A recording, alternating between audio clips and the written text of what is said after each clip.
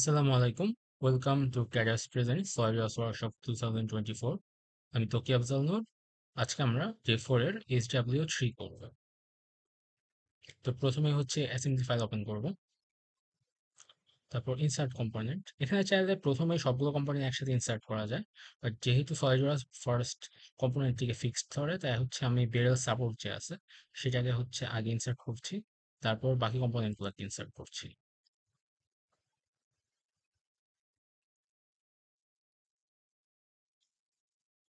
এরপর হচ্ছে আমি ওরিয়েন্টেশনগুলো ঠিক করে নিচ্ছি। এটা করা ম্যান্ডেটরি না, বাট হচ্ছে ওরিয়েন্টেশন ঠিক করলে মেট করতে কিছুটা সুবিধা হয়।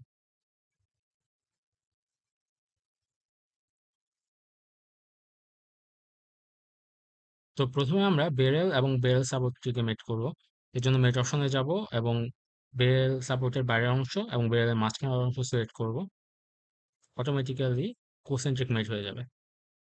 যেহেতু বেরেলটি বেরেল সাপোর্টের মাঝামাঝি অবস্থানে আছে, তাই আমরা এখানে উইড মেট করব। সেজন্য অ্যাডভান্স অপশনে যাব, সেখান থেকে উইডে যাব, তারপরে বেরেল সাপোর্টের দুই পাশ সিলেক্ট করব।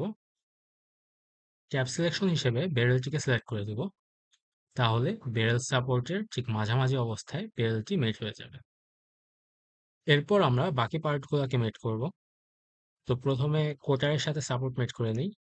কোটারের বাইরের অংশের সাথে সাপোর্টের যে হোলটি আছে সেকে মেট করে দিচ্ছি, কোসেন্ট্রিক মেট।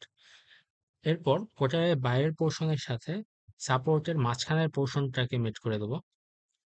এক্ষেত্রে যেহেতু মাঝখানের ফেসটাকে আমরা রোটেট করে সিলেক্ট না করে, চাইলে বাইরের ফেসে যদি আমরা রাইট ক্লিক করে সিলেক্ট আদার সিলেক্ট করি, তাহলেও হচ্ছে মাঝখানের ফেসটি সিলেক্ট করা যায়।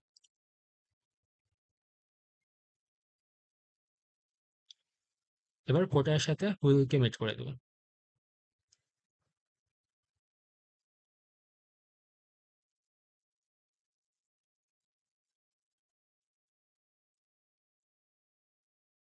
এরপর আমরা কন্ট্রোল কি চেপে কোটার এবং হুইলটিকে সিলেক্ট করে ট্র্যাক করলে মেট সহ হুইল এবং কোটার হচ্ছে কপি হয়ে যাবে।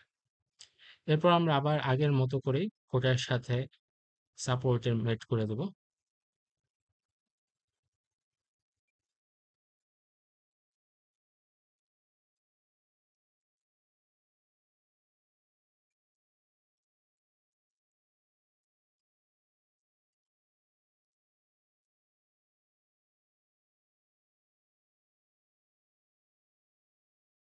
এরপর আমরা ছোট যে বেরেল সাপোর্টটি আছে সেটিকে মেট করব। সেজন্য এটির বাইরের পোর্শন সিলেক্ট করব এবং সাপোর্টের হোলটি সিলেক্ট করে মেট করব। এরপর এর বাইরের পোর্শন সিলেক্ট করব এবং সাপোর্টের বাইরের পোর্শন সিলেক্ট করব এবং কোইন্সিডেন্ট মেট করে দেব।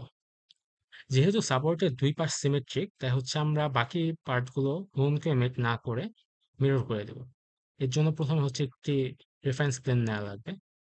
এখানে ফার্স্ট রেফারেন্স হিসেবে কোডারের এক পাশ এবং সেকেন্ড রেফারেন্স হিসেবে আরেক পাশ সিলেক্ট করলে ঠিক মিড পয়েন্টে হচ্ছে একটি প্লেন তৈরি হয়ে যাবে। এরপর হচ্ছে আমরা লিনিয়ার কম্পোনেন্ট প্যাটার্নের হচ্ছে ড্রপ ডাউন থেকে মিরর কম্পোনেন্ট সিলেক্ট করব। এখানে মিরর প্লেন অলরেডি সিলেক্টেড আছে, সেজন্য আমরা নতুন করে করছি না। বাট ইন কেস হচ্ছে মিরর প্লেন অটোমেটিক্যালি যদি সিলেক্ট না হয়, সেক্ষেত্রে হচ্ছে ম্যানুয়ালি প্লেন ওয়ান সিলেক্ট করে নেওয়া লাগবে।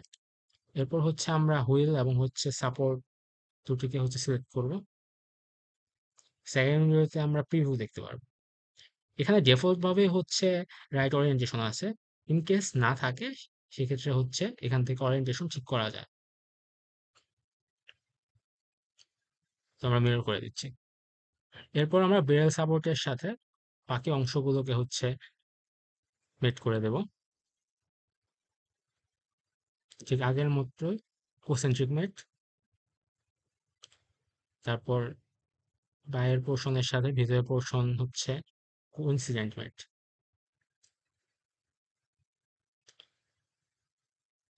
তো এভাবেই টয় ক্যানন অ্যাসেম্বলি করা যায়। Thanks for watching.